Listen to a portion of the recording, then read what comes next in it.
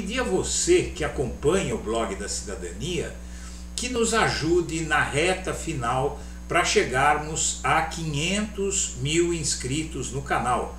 Estamos com 494 mil, só faltam 6 mil inscritos. Fazendo isso, você fortalece a mídia alternativa e progressista de esquerda contra a força do dinheiro da extrema-direita que fez bombar os canais reacionários e golpistas na internet. Vamos lá, vamos virar essa marca de 500 mil inscritos no Blog da Cidadania, um dos blogs políticos mais antigos do Brasil, fundado em 2005. E vamos lá então às informações. Boa tarde, senhoras e senhores. Hoje é 26 de setembro de 2023, são 14 horas e 30 minutos. E chega uma notícia impressionante em reportagem do jornal Folha de São Paulo sobre comandante do Exército que relata que o Brasil, na verdade o governo de Jair Bolsonaro, foi alvo de ameaças de ruptura de relações e até de coisa pior caso Bolsonaro insistisse em dar um golpe. Vamos entender. O general Freire Gomes diz que repudiou intenções de ruptura democrática e relatou a pessoas próximas que Bolsonaro e seu entorno, aqueles generais que ele levou para o governo, fizeram apelos às Forças Armadas por um golpe contra a eleição de Lula. 8 oficiais generais relataram que os militares mais próximos de Freire Gomes não informavam o alto comando das Forças Armadas sobre o que estava acontecendo e muito menos o próprio Freire Gomes.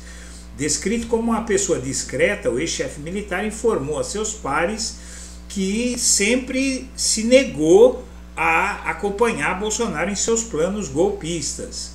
Freire Gomes, Almir Garnier da Marinha e Batista Júnior da Aeronáutica foram chamados cerca de 10 vezes por Bolsonaro para reuniões golpistas no Palácio da Alvorada em novembro e dezembro do ano passado, após a vitória de Lula. Todas as reuniões ocorreram fora da agenda presidencial e suas convocações eram feitas pelo celular do tenente-coronel Mauro Cid, ajudante de ordens de Bolsonaro, que delatou tudo isso.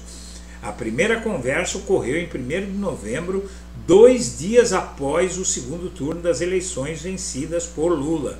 Na ocasião, segundo relatos, as pautas giraram em torno do fechamento de rodovias e outras estratégias golpistas.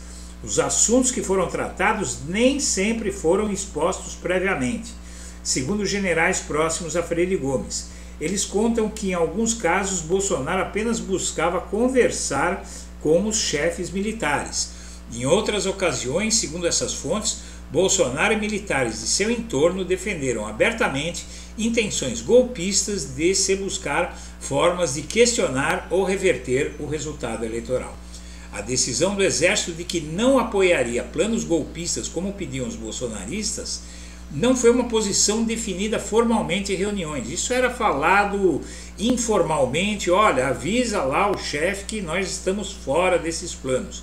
E foi aí que emissários de países estrangeiros, potências estrangeiras, começaram a mandar recados até que viessem aqui falar diretamente.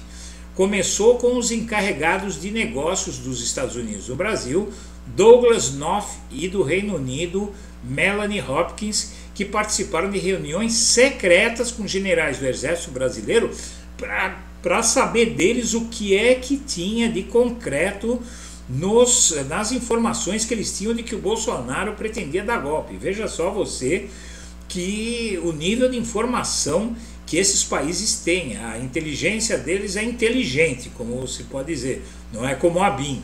Nessas ocasiões, os diplomatas estrangeiros manifestaram que haveria forte oposição de seus países a qualquer tentativa de ruptura democrática.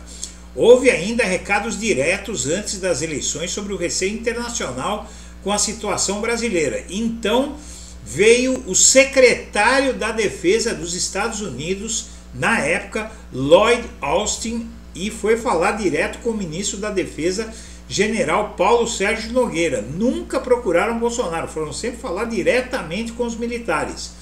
E o emissário americano e o general se encontraram por 40 minutos durante a Conferência dos Ministros da Defesa das Américas em julho do ano passado. Tudo estava certo para Marco Antônio Freire Gomes e outros militares ganharem prêmios para dar o golpe e tal, mas nada disso se concretizou porque não houve aceitação do golpe.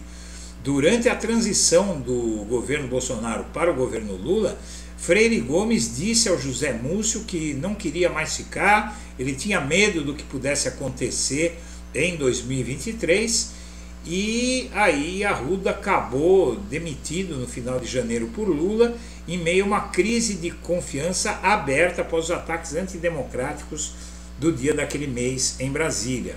As consultas de Bolsonaro aos planos golpistas aventados no Palácio da Alvorada foram alvo da delação de Mauro Cid, que já havia contado tudo isso. Senhoras e senhores, nós agradecemos a atenção e estaremos de volta a qualquer momento em edição extraordinária.